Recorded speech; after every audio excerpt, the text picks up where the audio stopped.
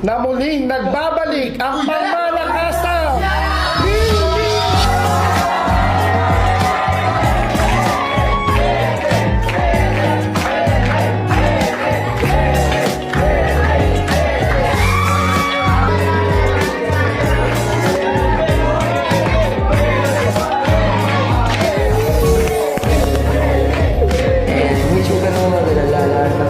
natin, andito po rin ako dito. Right. Sana. Magsaya na kayo at magdiwang. Dahil simula ngayon, binabawi ko na ang bagong love team at hindi kong binabalik ang